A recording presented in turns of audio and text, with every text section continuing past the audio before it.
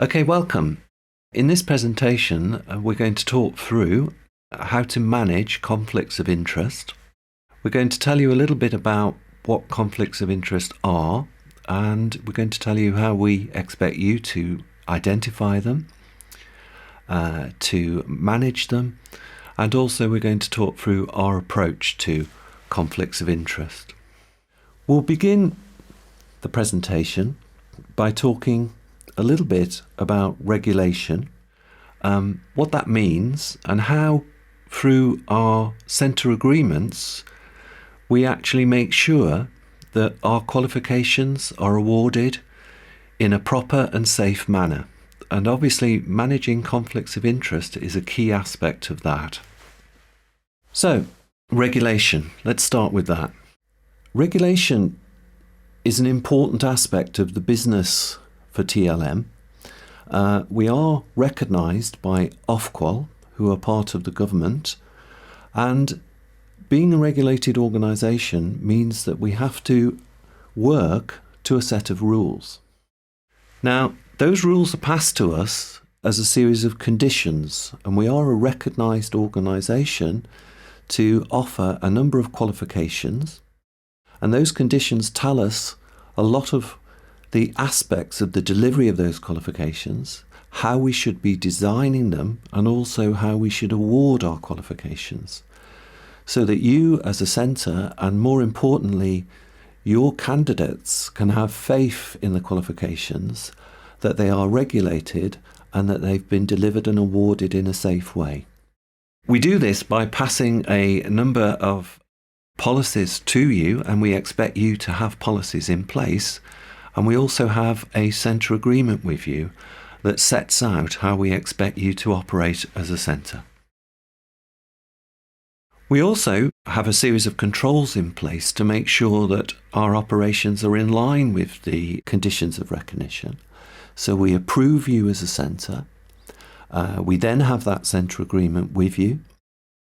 We have policies in place, both as an organisation, and we also expect you in turn to have policies in place. And we will also monitor and carry out quality assurance activities to make sure that your part in the design, delivery and award of our qualifications is being done properly, leading to safe awards.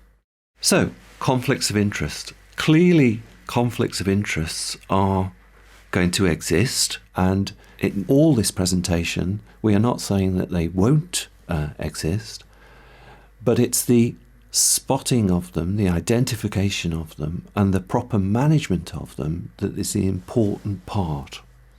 So, conflicts of interest are defined as interests that may lead to a breach of the conditions of recognition. So, anything that an individual or an organisation might do, or importantly might be perceived to do, that could lead to any aspect of the development, the delivery and the award of a qualification not being done in accordance with the conditions of recognition. We ensure that the conflict of interest management is done effectively through our centre agreement, but we also have policies in place, and we expect you to have policies in place in terms of how to manage conflicts of interest. So here's some examples. A tutor or an assessor might be related to a candidate. That would clearly be a conflict of interest that would need to be recorded. Equally, an organisation might have a linked business interest that would benefit from that organisation successfully performing. Again, that would be a conflict of interest that would need to be noted and recorded. There are also factors that might lead to conflicts of interest. So, for instance, performance points, career enhancement, funding, increasing a customer base. They're all factors that could potentially lead to an organisation or an individual having a conflict of interest. Now, if the development and the delivery and the award of a qualification are all done in accordance with the conditions, then we can say that the award is a safe award and the qualification can be trusted. If, however, part of the development, the delivery and the award of a qualification is compromised in some way, if a conflict of interest, such as the one I mentioned earlier, leads to an improper decision, or a decision being made for the wrong reason, then obviously that award becomes unsafe. And as an organisation, we are in breach of the rules that apply to us. So importantly, in order to manage conflict of interest, a centre needs to be able to identify that conflict of interest. And you are obliged as a centre to be able to identify conflicts of interest where they occur.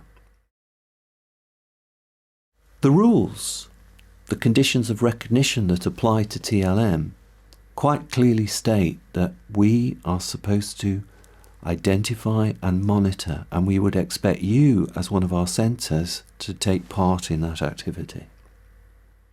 In order to do that, you need to be aware of conflicts of interest, and we've placed definitions on our website. You can certainly read those. You need to have policies in place, and we have supplied a policy on conflict of interest to you, and we would expect you as a centre to have your own conflict of interest policy. And that should set out how you deal with conflicts of interest within your organisation. We're also supplying you with a range of training material. We are putting on training courses, which we would expect your staff to attend. And we would also expect you as an organisation to run a series of in-house training exercises to be able to make sure that all of your staff are fully aware of when conflicts of interest might arise and how you might monitor and manage them. So, having identified conflict of interest, you're then obliged to monitor. We do expect you to monitor, to keep an eye on conflicts of interest, and to keep us informed when you believe there's any issues attached to any conflicts of interest. So, we've provided to you a number of forms, a number of documents. You can use those. You can design your own forms so long as they have the same content, or at least the minimum content that we've provided to you. And those forms include a declaration where individuals are required to declare if they have a conflict of interest. There is a change in circumstances form, and on that form, if an individual's circumstances change and a conflict of interest arises, then that gives them an opportunity to record that.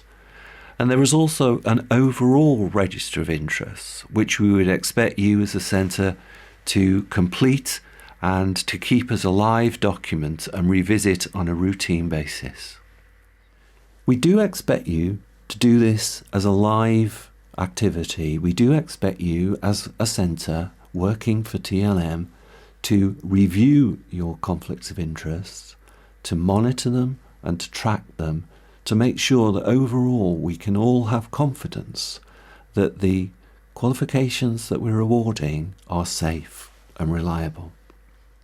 We expect that if we ask for, you should be able to supply us with your register of conflicts of interest. And from time to time during quality assurance visits, our staff might ask you for your records of conflict of interest. We're not expecting a formal report. We're not expecting you to be reporting every day on every single conflict of interest. But nevertheless, we would expect you to maintain a record and for you to have it available for us should we ask for that. So, how are conflicts of interest managed? Well, again, the general conditions of recognition require us as an awarding organisation to properly manage conflicts of interest. And as previously, through our centre agreement, we pass on part of that responsibility to you, the centre, in terms of your management of it. And if we know that you're managing it properly, then obviously as an organisation, we can have trust that it's being managed across our centre network. So how could you manage a conflict of interest? Well, first thing is to say is that conflicts of interest can either be real or perceived, and they can exist. There's no hard and fast rule that says conflicts of interest can never exist. But having identified a conflict, either real or perceived, they can be managed, and they can be managed in a number of ways. You can, for instance, if an assessor has a particular conflict, remove them from that particular part of the assessment. You can replace an assessor with another assessor, or you can replace another individual to remove a particular aspect of their role. You can check a person's work. You can double mark an assessment that an individual has carried out, or you can carry out statistical analysis to make sure that marking and assessment is being done in a safe and reliable way across your network. In terms of overall management of your relationship with DLM, as I've said previously, we would expect you to be able to report to us should we ask you for details of your register of conflict of interest. Equally, we would expect that where you have issues, you may wish to seek advice from us, and we as an organisation will happily provide you with advice on conflicts of interest, how to spot them, how to record them, and how to manage them.